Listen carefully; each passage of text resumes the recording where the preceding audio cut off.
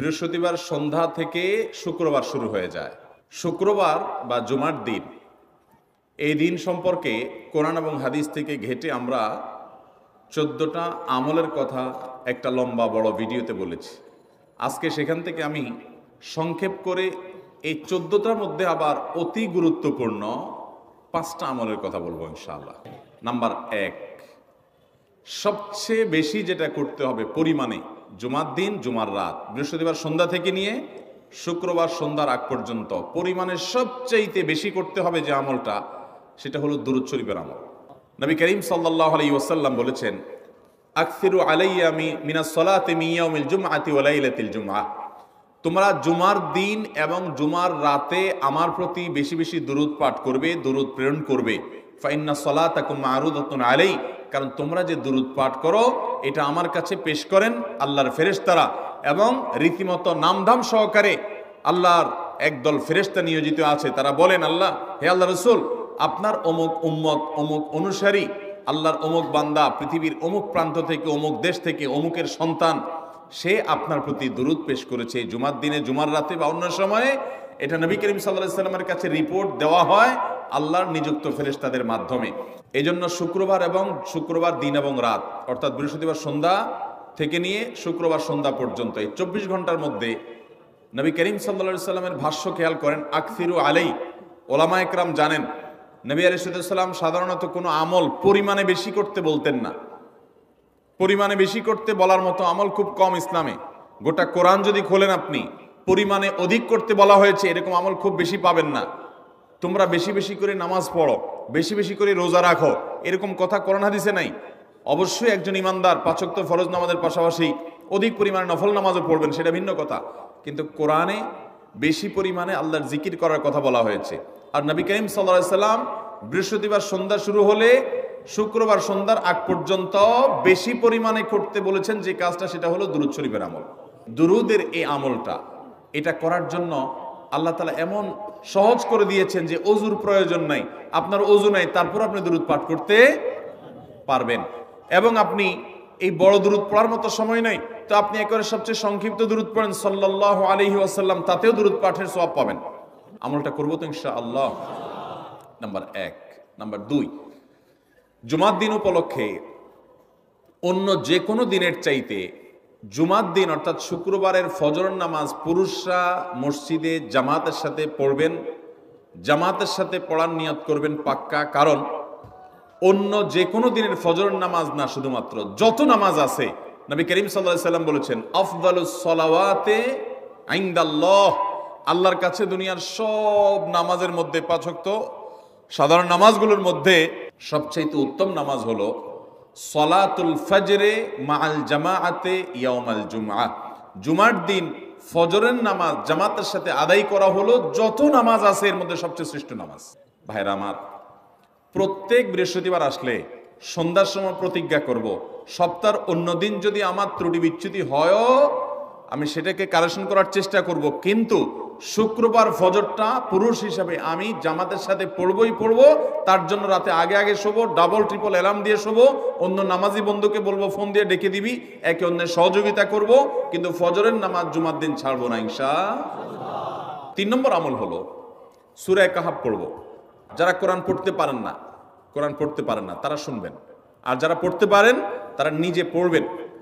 সূরা কাহাফ যদি জুমার দিন কেউ পড়ে, নবী করিম সাল্লাল্লাহু আলাইহি ওয়াসাল্লাম বলেছেন এই সূরাটা তার জন্য নূর হবে, নূর, আলো আল্লাহর তরফ থেকে। কিয়ামতের ময়দানে ভয়াবহ গুটগুটে অন্ধকার হবে। কিয়ামতের একটা ভয়াবহ শাস্তি হলো অন্ধকারের শাস্তি।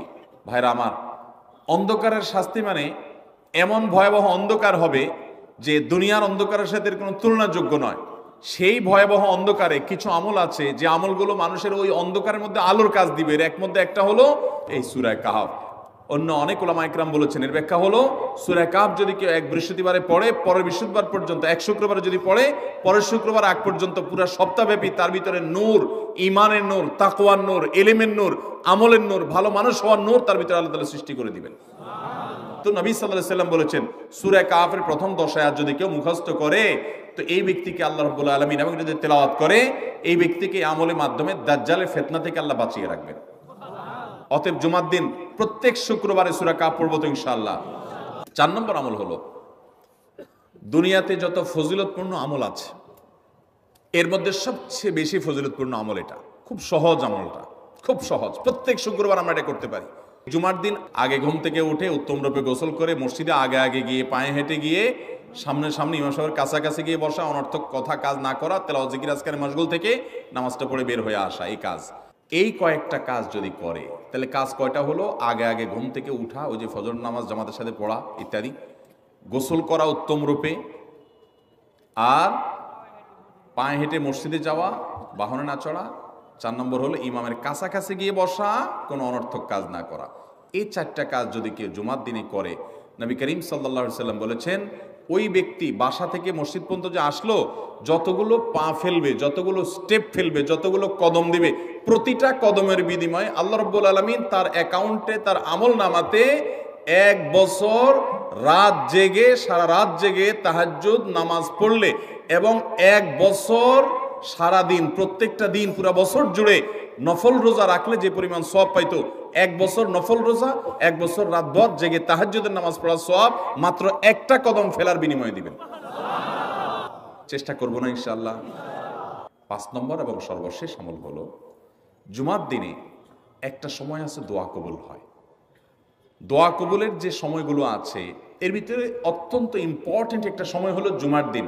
শুক্রবারের একটা সময় সম্পর্কে নবী সাল্লাল্লাহু আলাইহি ওয়াসাল্লাম বলেছেন যে একটা সময় আছে শুক্রবারের, এই সময়ে বান্দা কোনো দোয়া করলে আল্লাহ তাআলা ফিরিয়ে দেন না, কবুল করেন।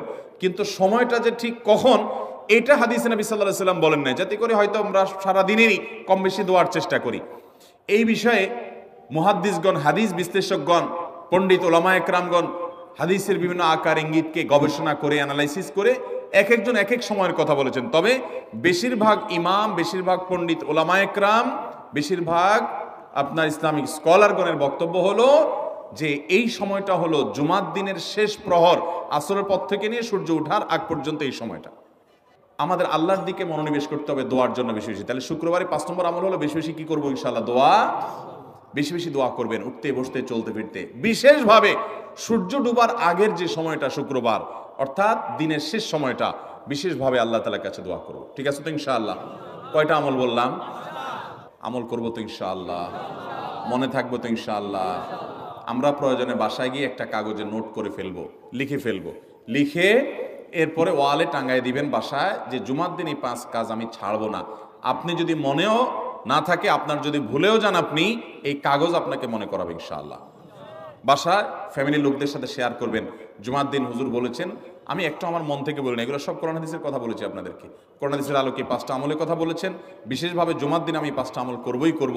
ভাইরা আমার, প্রত্যেক জুমার দিন যদি আপনি একটু ইমানের রিচার্জ করেন, ইনশাআল্লাহ সারা সপ্তাহ আপনার জন্য সেটা উপকারে আসবে। চেষ্টা করবো তো ইনশাআল্লাহ? আল্লাহ তাআলা এই আমলগুলো আমাকে আপনাকে আমাদের সবাইকে করার তৌফিক দান করুন।